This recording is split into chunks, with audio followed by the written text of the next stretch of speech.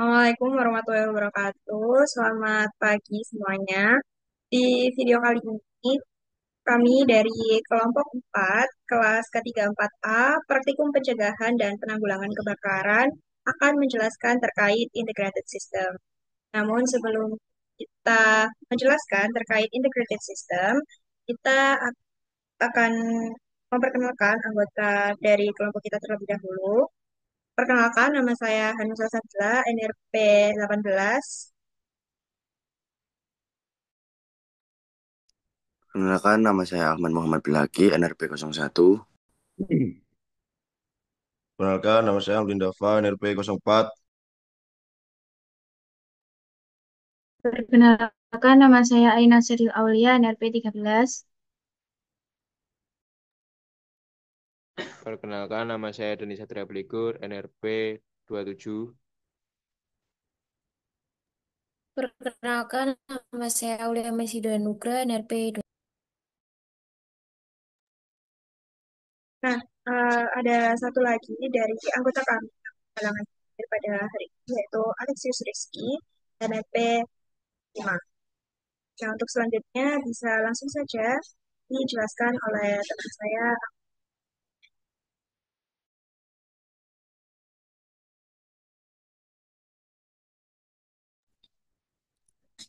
Pertama, introduction, yaitu instalasi pemadaman api automatic integrated system. Instalasi pemadaman kebakaran yang bekerja secara otomatis yang diaktifkan oleh panel kontrol yang didesain menjadi satu kesatuan dengan sistem deteksi otomatis. Pada pemadaman ini menggunakan CO2 sebagai bahan pemadaman.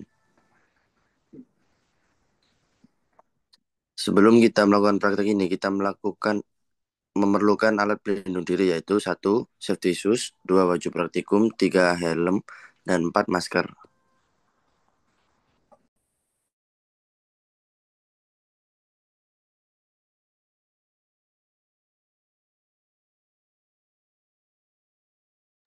Baik, terima kasih Abil, dan untuk selanjutnya akan dijelaskan oleh Dava.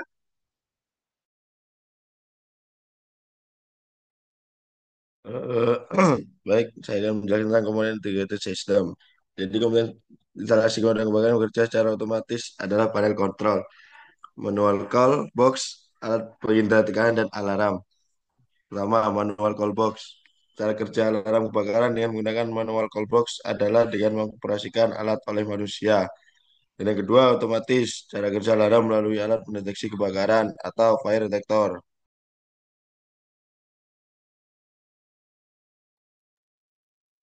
Baik, terima kasih Dava. Untuk selanjutnya akan dijelaskan oleh Sheryl.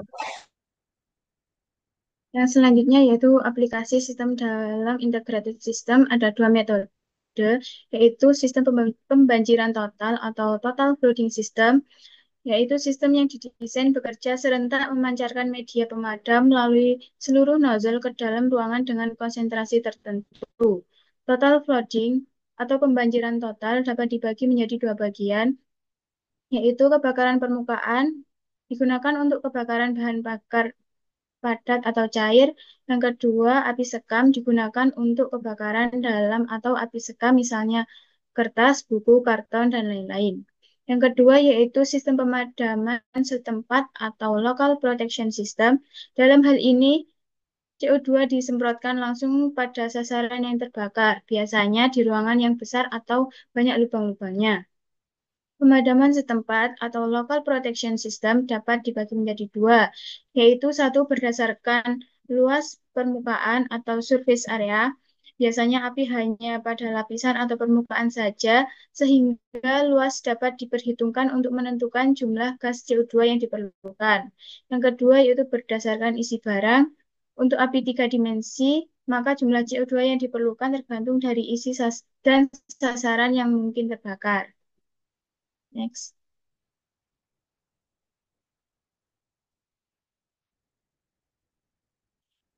Peralatan yang diperlukan untuk praktikum integrated system yaitu yang pertama 4 tabung karbon dioksida dengan berat masing-masing 45 kg.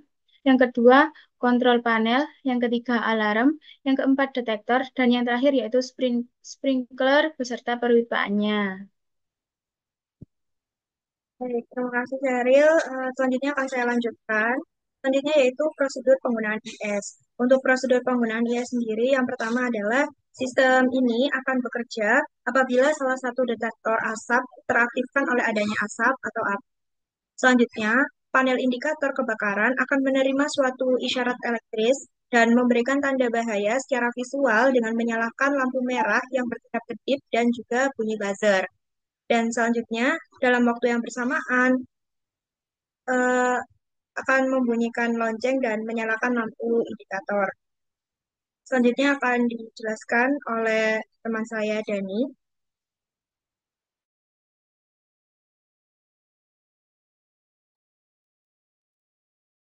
Baik, izin melanjutkan untuk prosedur penggunaan IS. Yang keempat yaitu mengaktifkan katup solenoid pada kotak pilot untuk mengaktifkan katup-katup secara otomatis pada tabung CO2. Yang kelima, tabung CO2 mengalirkan gas melalui pipa ke corong pemancar. Dengan demikian, gas CO2 membanjiri ruangan dengan konsentrasi 34% dari volume ruangan. Yang keenam, dengan volume tersebut cukup untuk menurunkan kadar oksigen O2 dalam ruangan tersebut di bawah 15%, sehingga tidak cukup untuk menunjang kebakaran. Dan dengan demikian api akan padam. Baik, terima kasih Dani. Untuk selanjutnya akan dijelaskan oleh Aul. Baik, izin melanjutkan untuk aspek keselamatan dan kesehatan kerja. Pencegahan terhadap risiko kecelakaan pada saat praktikum dapat terjadi, sehingga prosedur keselamatan kerja yang harus dilakukan adalah yang pertama, sebelum menggunakan perangkat, hendaknya periksa dulu kelengkapannya. Untuk yang kedua, berhati-hati ketika melakukan praktikum saat pengetesan sprinkler, di mana gas CO2 yang keluar dan terhirup oleh praktikan cukup berbahaya. Untuk yang ketiga, periksa kondisi sekitar pada saat akan melaksanakan praktikum. Untuk yang keempat, pastikan mengembalikan semua peralatan pada tempatnya. Baik, sekian presentasi dari kami. Semoga bermanfaat dan Wassalamualaikum warahmatullahi wabarakatuh. Waalaikumsalam.